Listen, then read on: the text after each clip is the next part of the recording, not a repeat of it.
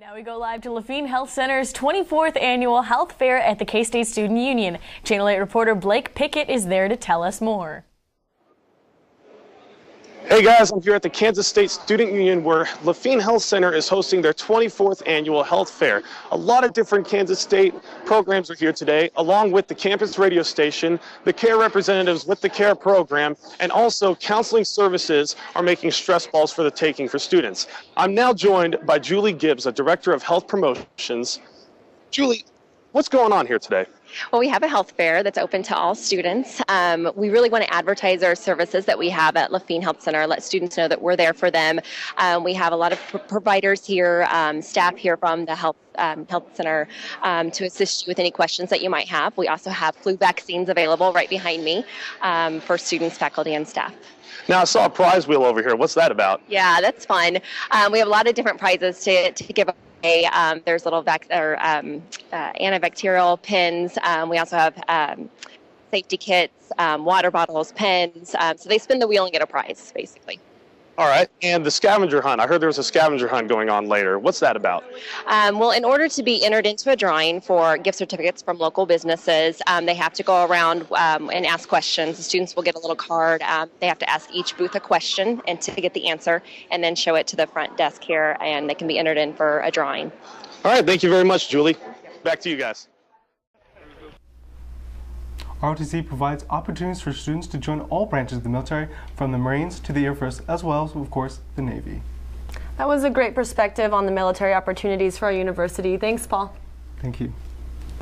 This past weekend, I-70 highway was taken over by soldiers, veterans, friends, and family as they waved American flags over Russian cars. Channel 8 reporter Blake Pickett had the chance to witness this patriotic takeover. Thanks, Megan and Lacey. It wasn't a patriotic takeover, though. I had the chance to a random act of patriotism. 32 years in the Marine Corps. I'm a Vietnam veteran, and I spent 3 tours in Vietnam over a period of 4 years. The American colors were flying high, but it's where they were flying that makes this special. On a lightly used bridge over a long empty stretch of I-70 through the heart of Kansas. Veterans Day to me is honoring this flag that a lot of our people have lost their lives defending over the years. They call this a random act of patriotism, where men, women, children, and even man's best friend come out in support of veterans and their families. Basically, it's a random act that we pull at any time. Every veteran has a story. I was a engineer, combat engineers. I was what they call a senior engineer repairman. And all stories are deeply emotional to those who served. What we did was we would go out into the fire bases, estimate damage, and most generally I'd get on a helicopter, go out before the fighting stopped, and we'd estimate our damages and estimate materials, manpower, labor. But to one veteran, what means the most to him is what is happening on this bridge. And to see all these young kids come out and stand on this bridge with us, it makes it all worthwhile. And I did 32 years in the Marine Corps, and I couldn't be more proud of a bunch of kids than I did any of my Marines in the time I had them. Seeing those flags waving over I-70 and those people, it made me very proud of my country and the men and women who fight for it. That was a great story. Thank you, Blake. Thank you. That's all we have for this special edition of Channel 8 News. We'd like to thank all of the soldiers, veterans, friends, and family who were part of this show. We also would like to thank the men and women who work together to protect this country. From all of us at Channel 8 News, we wish you all a safe return home. Violent protests happening all over the United States after the grand jury did not indict Officer Wilson for shooting Michael Brown in Ferguson, Missouri. Channel 8 reporter Blake Pickett was at the K-State Student Union last week to capture the protest by its students. That's right, Zaldi. The Black Student Union voiced a powerful message, not only with their voices, but also with their bodies. When do we want it? Now! When do we want justice? When do we want it? Now! Hands up, don't shoot was the slogan during a protest for the Michael Brown, Darren Wilson case at the Student Union. Brown was laying in the street dead, cold, after getting shot and killed. Kansas State's Black Student Union led the gathering of many students and faculty who disagreed with the outcome of the Ferguson indictment.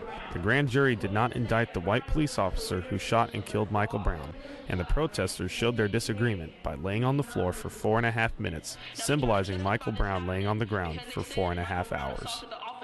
We were not happy with the decision that was made on the Michael Brown case. We can't do this alone. It can't just be a black versus white thing. We want to bring everyone together. Along with the protest, Black Student Union President Justice Davis told several similar stories to shine a light on why this case shouldn't be ignored. Downstairs, I was reading off not only Michael Brown's story, but other black victims who were, we felt, unjustly killed by law enforcement. And so this was just not only spread awareness, but demand justice in our community and hope everybody else follows suit. With demonstrations becoming more violent, one Ferguson native is watching home very closely. It makes us look very bad. Like, it makes us look like we're all criminals. It makes us look like we're all bad people. It makes us look like we're all thugs, in which we're really not. Like, this that happened in my community in Ferguson is a tragedy. It was a powerful message sent by students, and I'm glad I was able to witness it firsthand. Definite courage of conviction. Thanks, Blake. We now welcome in Channel 8 reporter Willie Evans and Justice Davis, president of the Black Student Union, to talk about the protest. Well, we're going to go ahead and toss it over to Blake Pickett, our news reporter, in the studio to see what he has to ask Tyler Lockett, former K-State wide receiver. Thank you, Katie and Victor. I'm here with Kansas State former wide receiver Tyler Lockett. Tyler, thanks for being here with us today. Hey, thanks for having me. So we're just going to dive right into it. How nerve-wracking is it to be in front of all these scouts, all these coaches, and showing what you're made of? It's not really nerve-wracking at all. I mean, in college level, we played in front of about 55,000 fans almost every single weekend. So, I mean, it's about maybe 50 people here watching you every now and then, trying to see, you know, the tools and everything that you have so they can be able to see how you fit best to their team. All right. Do you believe you are an underdog in the draft? Yeah, I think that I'm an underdog in the draft. I mean, I think I've been an underdog ever since I've been at Kansas State. So it's not like it's anything new to me. I mean, Kansas State football team was an underdog as well. And so, I mean, it's just something that you have when you carry a chip on your shoulder. And, I mean, I'm not trying to prove anything to anybody. I just play my game and let them do the talking. 440. That's huge. 440 on the 40-yard dash. Are you satisfied with your performance? No, not really. I mean, out of all the times I ran the 40, the 4.4 was my slowest one. So, I mean, I knew I could have ran a lot faster. You know, things just happened. But, I mean, everybody thought I was going to run a slow time anyway. So, a 4.4 kind of opened up a lot of people's eyes. All right. So, if you were to be drafted, what team would you like to be drafted to? Because your dad played for the Chiefs. Would that be a good choice? I mean, honestly, whoever wants me, I'm good with. I mean, to be able to make it this far and get a chance to play in the NFL, I mean, that's all you can really ask for. And whichever team gives you the opportunity, you just got to be able to take it and run with it. So, I mean, I don't mind who I go to. It's just hopefully I can fit into a good system. What's the future look like for Tyler Lockett? Well, I mean, I got pro day on Tuesday in Manhattan, Kansas. I have a lot of private workouts and stuff like that I'm going to have to do for teams. And after that, I mean, you just got to wait and sit down on April 30th to see what team I go to. All right, Tyler, thank you very much for your time, and good luck in your future. All right, thanks for having me. Back to you guys. Thanks, guys. That's right. With warmer weather approaching here in Manhattan, Kansas, that means more people will be outside, which can lead to a higher risk of possible break-ins. Actually, an astonishing 61.4% higher risk. 34% of that happening through the front door. Now, how does a number like that get so high, you might ask? Well, all it takes is somebody walking along the street, checking doors. They get to that one door, and they're open. Let's go in. As you can already see, there are things for the taking here, such as a small stereo system on the mantle. There's also a camcorder, a flat-screen TV in the living room. There's also even a wallet and a laptop on the couch. 65% of break-ins happen between the hours of 6 a.m. and 6 p.m. Now, how do you prevent your house from becoming just another statistic? Simple. A simple close of the door and a turn of the lock, and your possessions will be waiting for you when you return home. Back to you guys. Thanks, Blake.